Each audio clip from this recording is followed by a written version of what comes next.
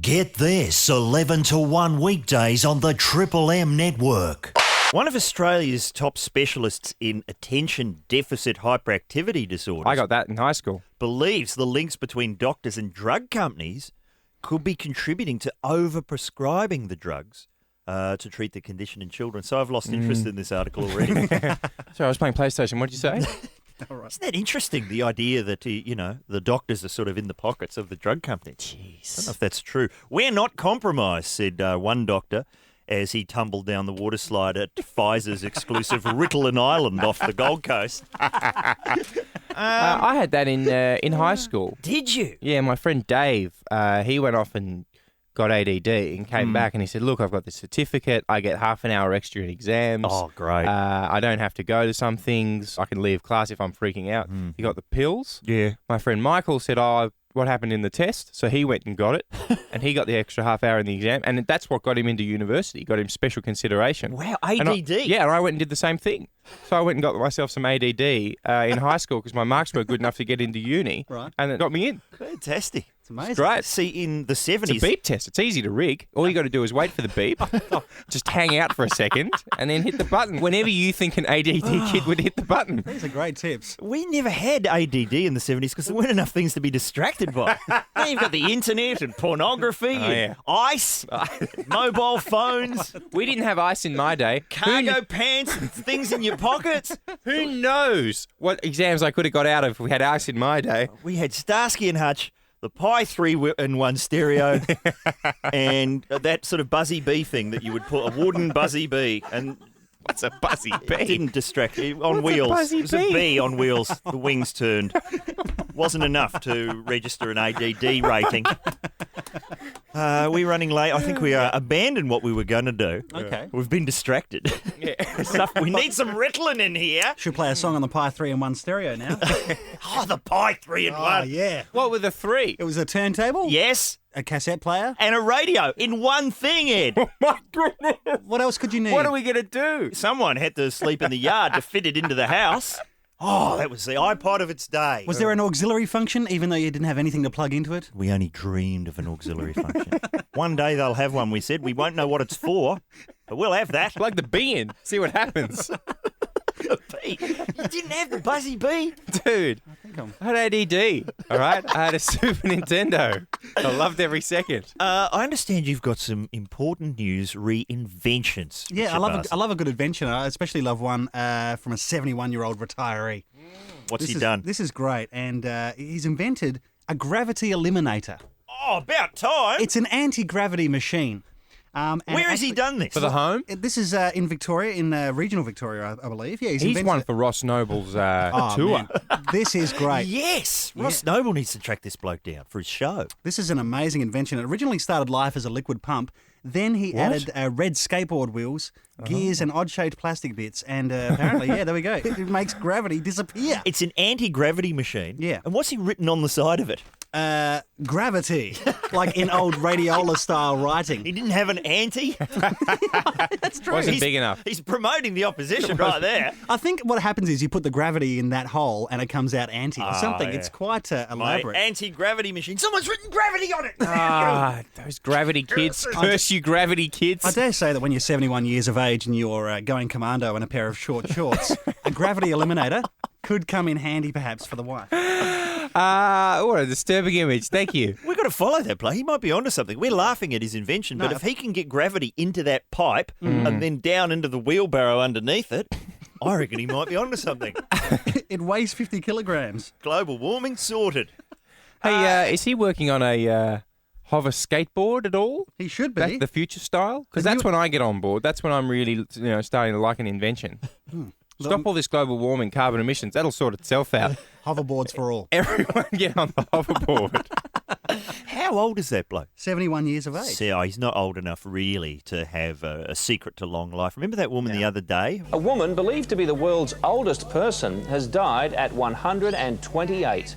And if you're wondering about her secret to longevity, it was a glass of beer a day, with 2 raw eggs in it. Beer and eggs. I'm not prepared to do that. The foundation of a healthy diet. You'll live to 127. Then you've got this 107-year-old bloke in Hong Kong who's still in... Spring chicken. He's exactly. The 127-year-old person doesn't like this Pesky bloke. adolescents. These young people today.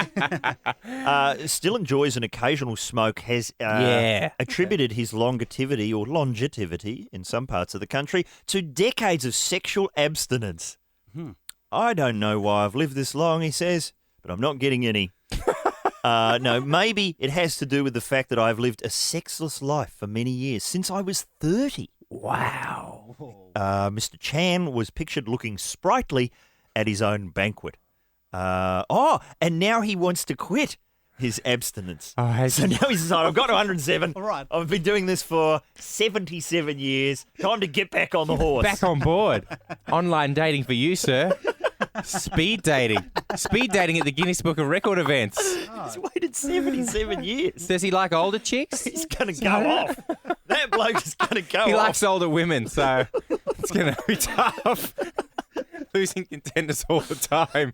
Please, some more of that fake applause for Simon Pegg and Nick Frost. What do you mean fake? All fake applause for everybody on the show. Nothing but. That crowd are miming. Our listeners would probably know you from Shaun of the Dead. A lot of them know you from Space, but Hot Fuzz is coming out. Is it this week it's out? Tomorrow. Oh, fantastic. Tomorrow. How would you explain it to somebody who hasn't even seen the poster? If you ever watched an episode of Miss Marple and thought more people should die horribly, go and see Hot Fuzz. It's kind of like Tony Scott directing The Bill. Great.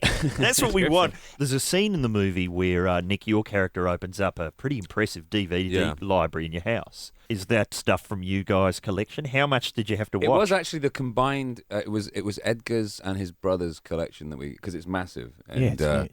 Yeah, we watched a lot of films to do the research for Hot Fuzz. We watched every single cop film. We gave Nick a pile of 20. What did you watch?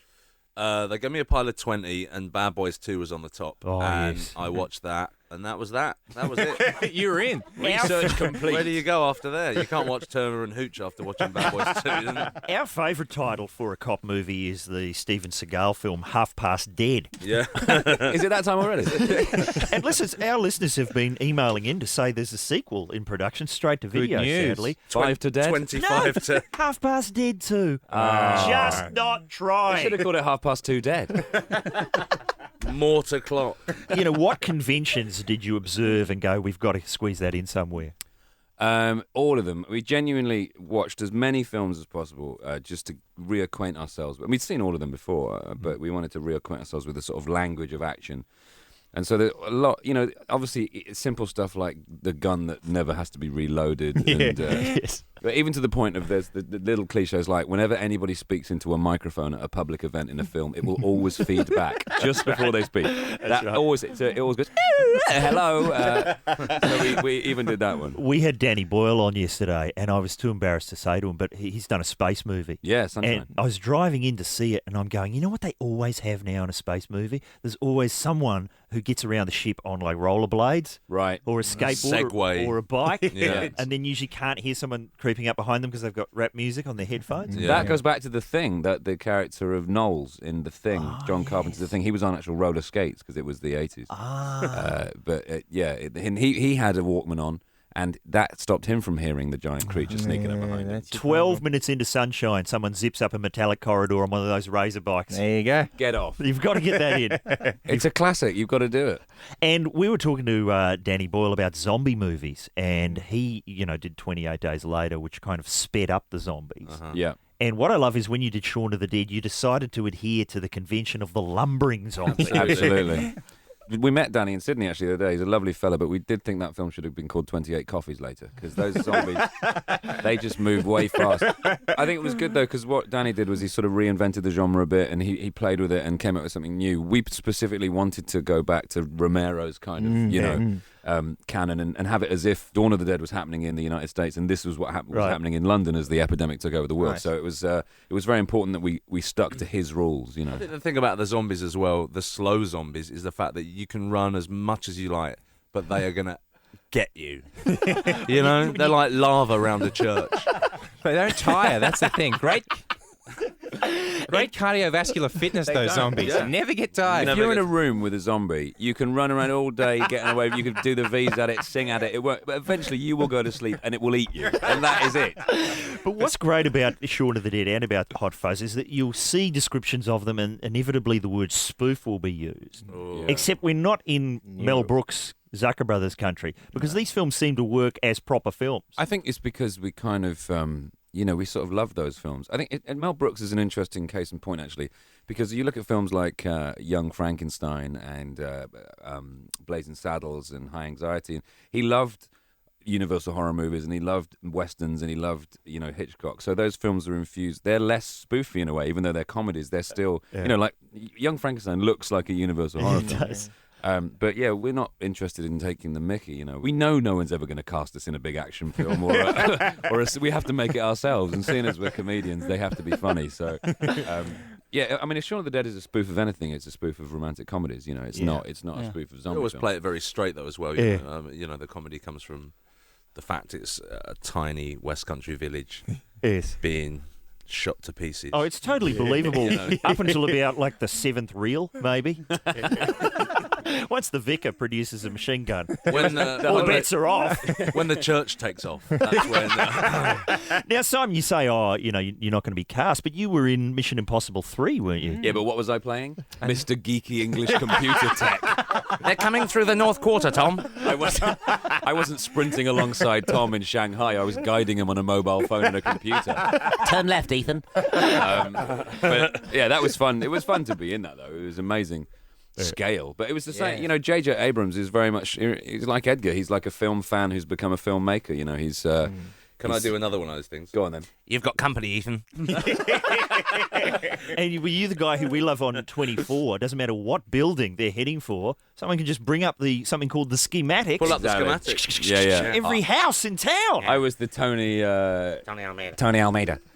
Now, you were the Edgar Stiles. Yeah, that's right. Yeah. Previously on 24.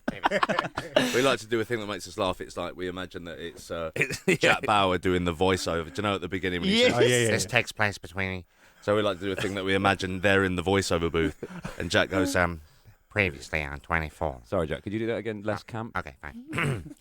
Previously on 24. No, you sound very gay. Can Fine, you just- okay. Previously on 24. and it goes on like that. We can do it for ages and ages. There must be one day during the shoot for that where they have to get him into a booth to do the following takes place between 11 and would he just do them in one? Or would He'll he just do it in a one. You can tell by the way that it sounds that he does all the numbers 10 a.m. 11 a.m. All right. 12 a.m. It's like when you you can phone hear up the and book- pauses in book the- tickets at the cinema. 10 a.m. I went to the screening last night, a Q&A in Melbourne, and it went off.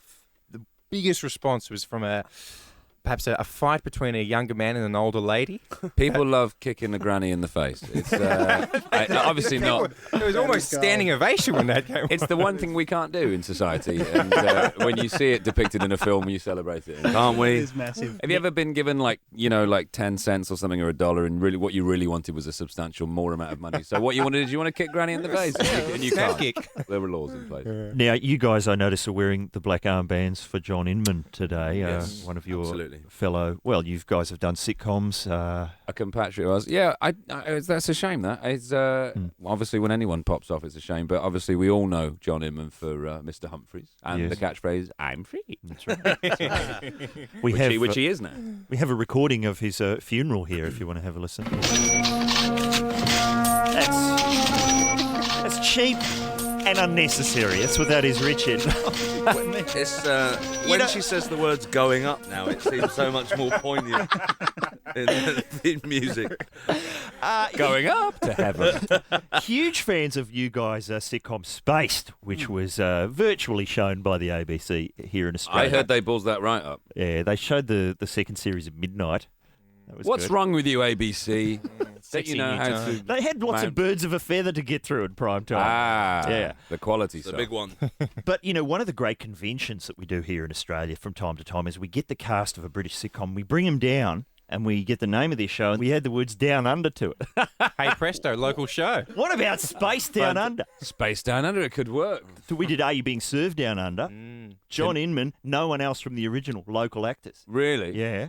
I heard about that. That's Yeah. right. It was kind of like it was just him and no one else. Yeah. He came down here for a while, didn't he? Yeah, he did. So Space Diner could just be you, Nick. You come down. Mike's on manoeuvres. That's all right. I've got to pay for a new house, so I'll do what I can, you know. But that was a fantastic show, Space. And Edgar Wright, the bloke who directed it, has done your films. Yeah, yeah. He can whiz a camera around that bloke, can't Oh he? yeah. That boy knows his way around a camera. He really does know how to make. He's quite a fan of making a camera move rather than just having it locked off. And so, Yeah. you know, with Edgar, the camera work is a character in itself as well. There was a brilliant episode of Space which was involved you going playing paintball. Oh yeah. And the rival on the other paintball team was someone who'd pinched your girlfriend, and he managed to make it look like Platoon. It felt like Platoon that day. It was the first time I'd ever been on a paintball range, and Yeah. I felt powerful. I'd been paintballing before, and it was very, very painful. It killed. You'd also spent that time as a mercenary in the Slavic area, didn't you? Yeah, I used to tout my business with a Dragunov 672. No, here's what you used to do. A lot of people listening to this might not know Spaced, and they're thinking, what are you talking about, guys? But they might recognise your voice. Aren't you the narrator of the Super Nanny?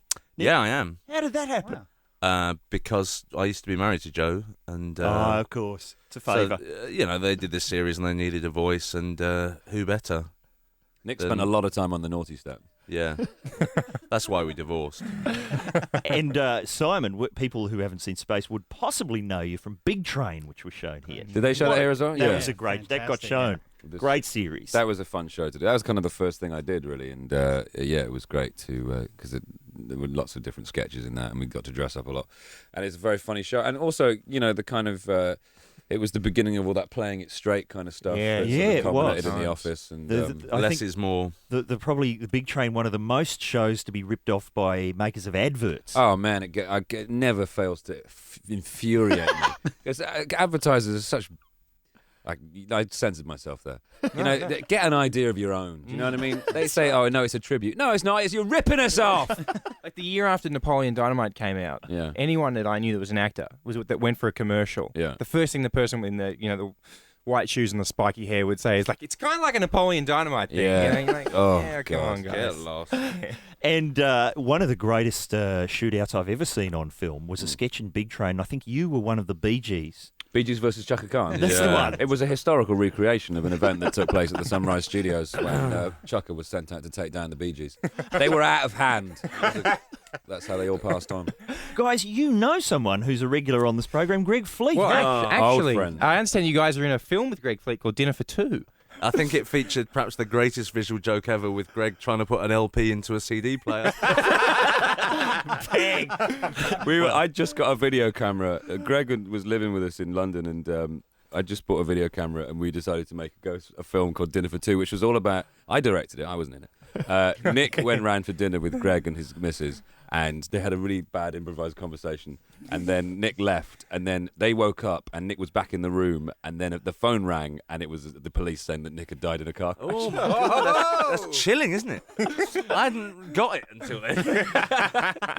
Greg Fleet is working on a new show for the Comedy Festival, From Rehab. Yes. Yeah, go Fleety. Good luck to you, If Fleety. he's in there listening, go, buddy. I think you're doing a good thing. If he is in there listening, why did they let him smuggle the radio in? He could have had smack in the battery compartment. Wouldn't be the first time. I was talking about that story which is in the Melbourne Age yesterday. Oh, what an explosive story. Footy's finest, young, rich and out of it. Yes, the only part I could read out was the bloke from Geelong who snuck onto someone's property and sculled a bottle of sunscreen from their front porch. What do you do when you open the door?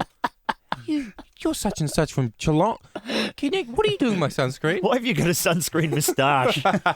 There is one other line which I'd like to read out, but it's very... One other line out of 2 pages. One other line. It's absolutely explosive, this article. Whole teams on cocaine, apparently, in the football How'd caper. they go? Are they winning? Oh, they're pretty fancy with the footwork. This is a line. Okay, I'm going to read out a line. I'm going to warn you, it's a rude line. Good. It's going to offend some people. Does it need a horn at the end? I'm sure Richard will choose an appropriate sound effect. This is an actual quote from an Australian footballer. One Australian footballer boasted to a club official, quote, here it comes, "You haven't lived until you've had a beauty queen snort coke off your dick." Oh! Sorry about that. That's a quote from the Melbourne Age yesterday. I haven't lived. I didn't know that sort of thing went on. You'd have to be careful chopping it up, I'm assuming. I haven't lived. I've not I lived either. haven't even come close to living. If that's the standard that living is, I haven't got any of I'm those. 42, and yet so much living still to be done. Probably could only fit 3 or 4 grains on mine. Hang on a second. Ron Jeremy, of What course. are we doing here? We're talking about Brush with the Z list. Why would we be doing that? Because people are citing Chappelle Corby out and about. Pictured living the good life outside her Indonesian Good life. prison cell. Chappelle has allegedly been photographed with Sister Mercedes whining and dining across Bali. Today Tonight alleges that Corby has bribed prison guards for her freedom on several occasions. This is interesting. It's not clear whether Corby has been paying the bribes with money raised by Australians on. in the Free Chappelle Fund. Well, why not? That's what it's for. It's the Free Chappelle Fund. Yeah. I give a lot of money to the banana daiquiris for Chappelle Fund. Seems to be paying off. Now, there's going to be photographs tonight on Today Tonight, and I guess we can work out whether they're No, and then authentic. it becomes law. As soon as Today Tonight's busted it out. Yeah. Has Boot gone up there with the chains? She'll be chained to a dance floor. Chain it to a nightclub?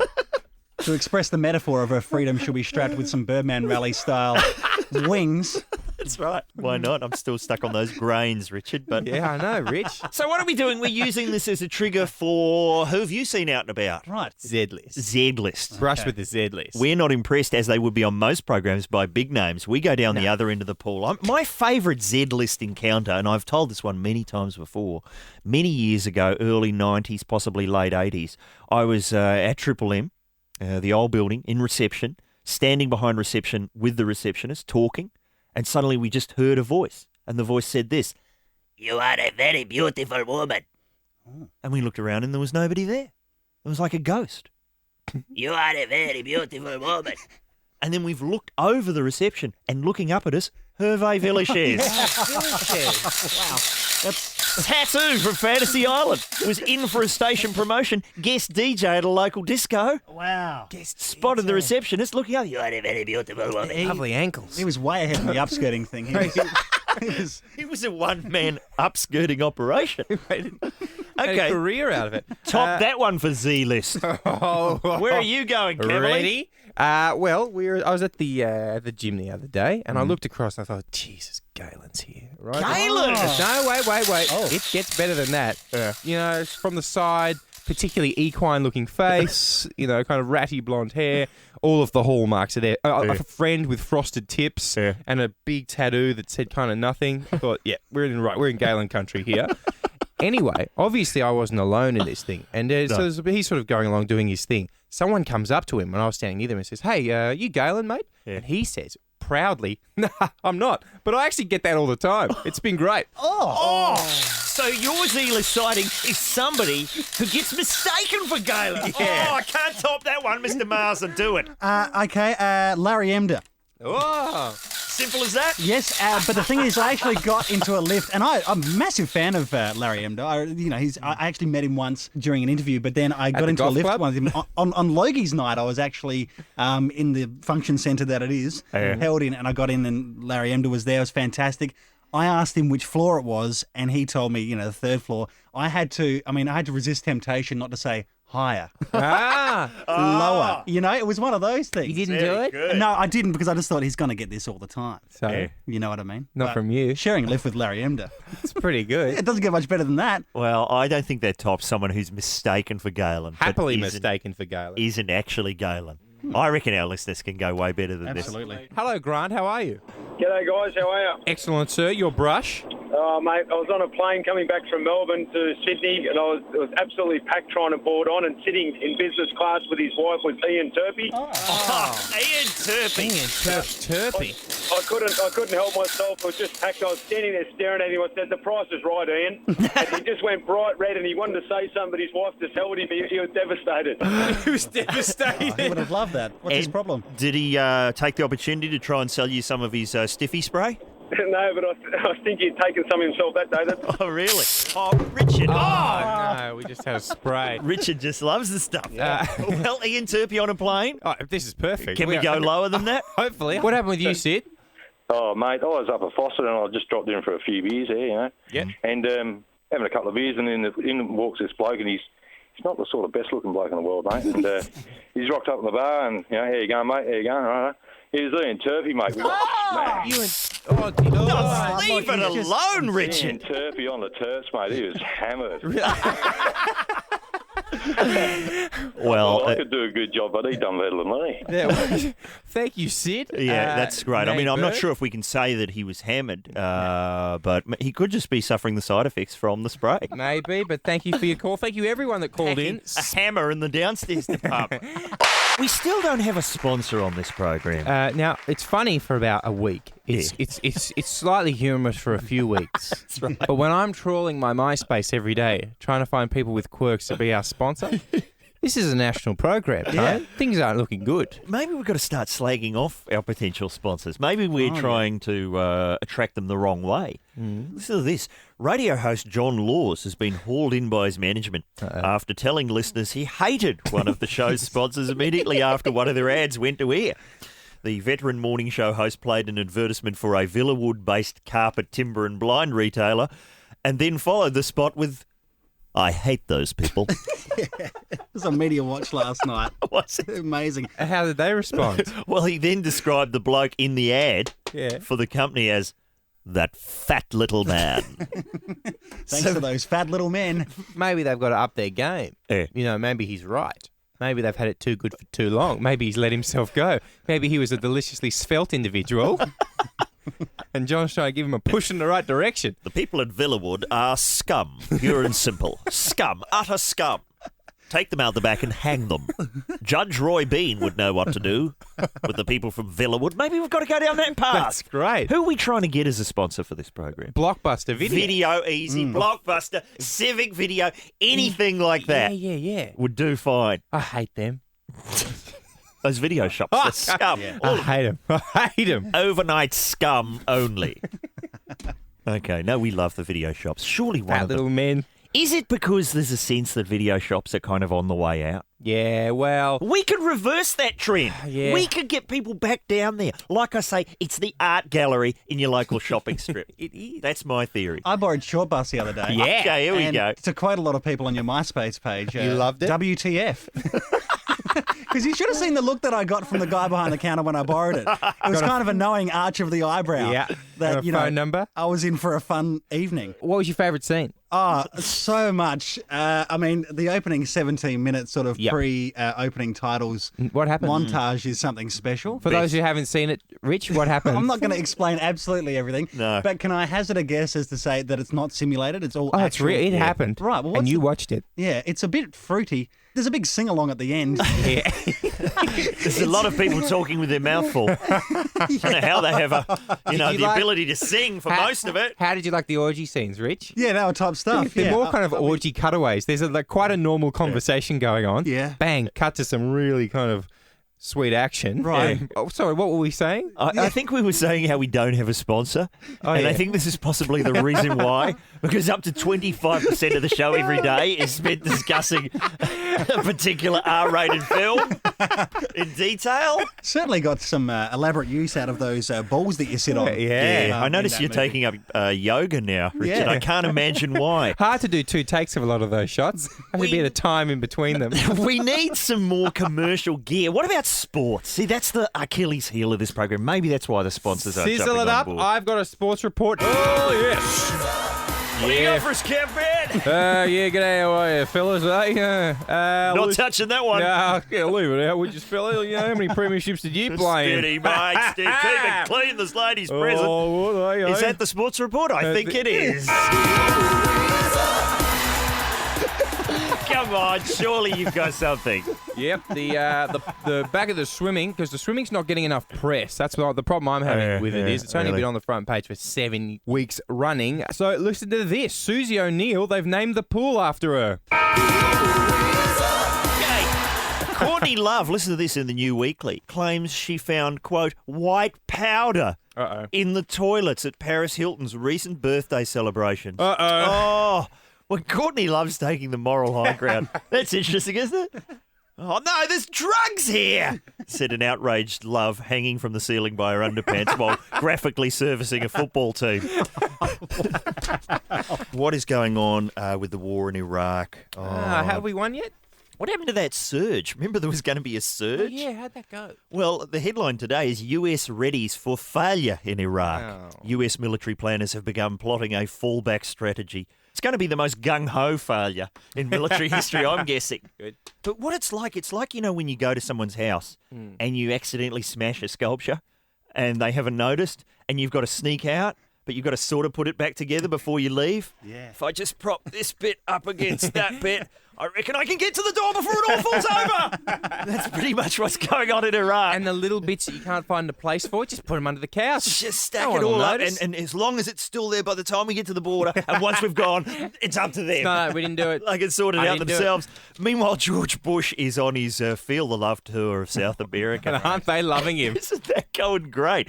Mayan leaders, this is in Guatemala, are to perform a special cleansing ceremony at their ancient ruins to clear bad energy after a visit by President Bush.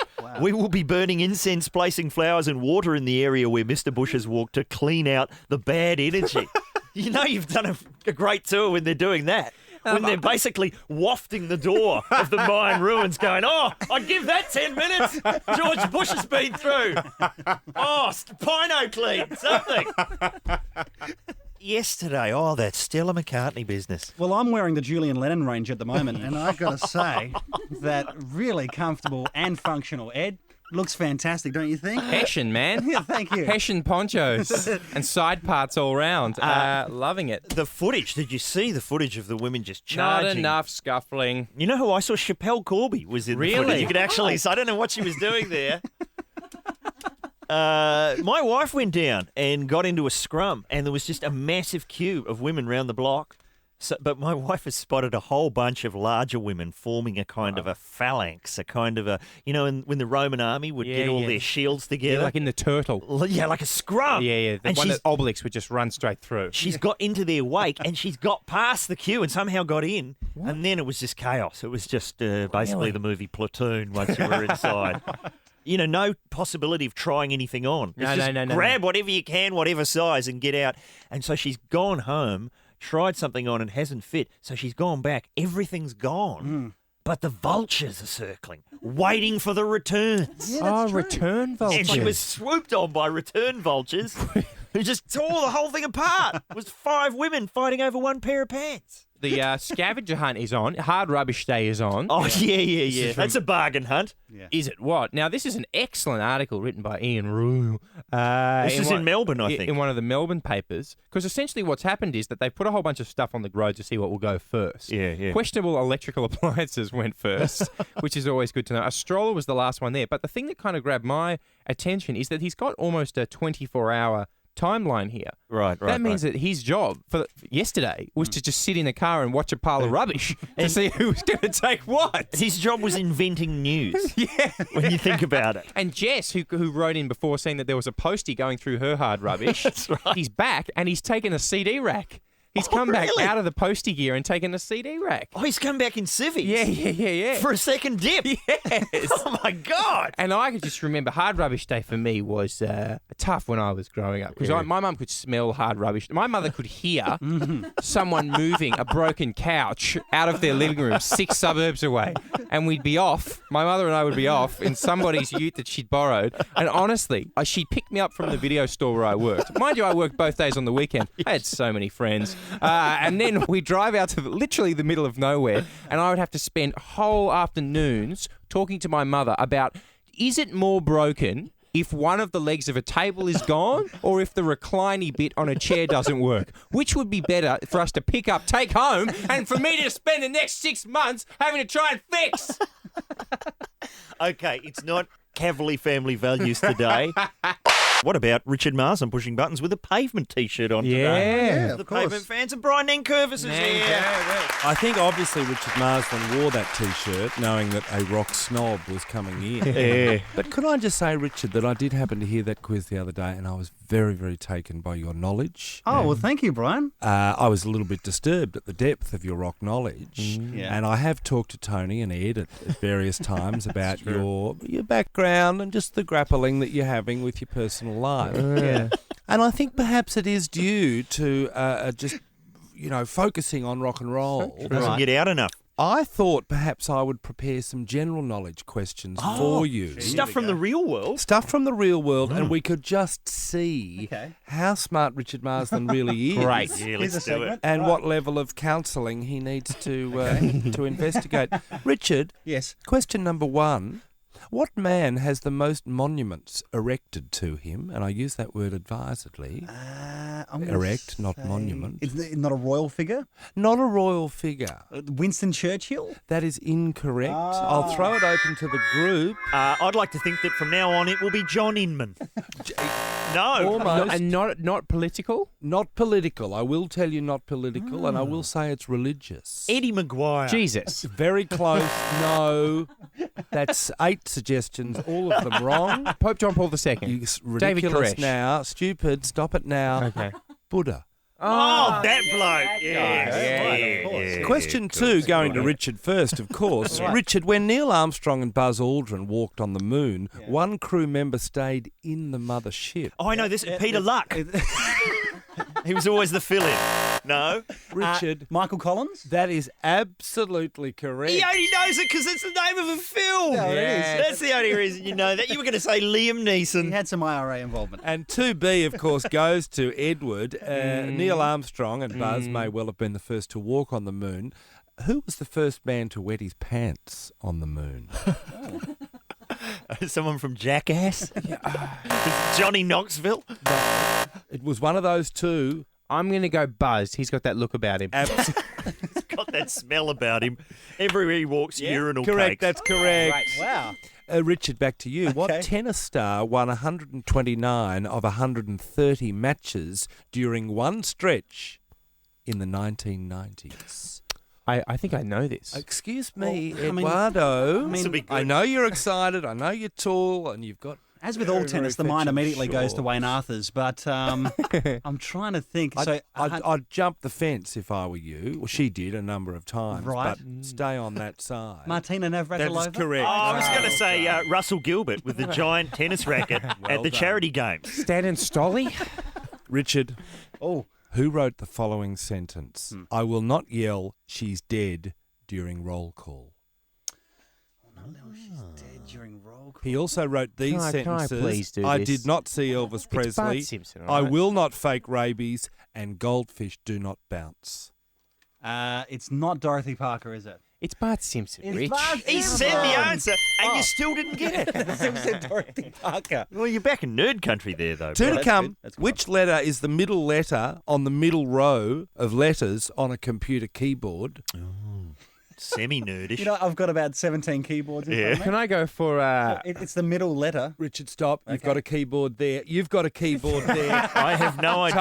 Tony, have a guess. Think about typing. Think about typing Tony Martin into YouTube. Oh, you don't want to do that. Hey, all of Bar Jars comes out now, by the way. Yeah. All of someone's put all of the Bar Jars and Olden Days up there because the ABC refuses to put it out on DVD, so they've just gone straight to the pirate gear. Good on them. Do yourself a favour. Y? Is it the letter Y? No, Richard. Oh, is it T? No. Oh. Is it Nikki.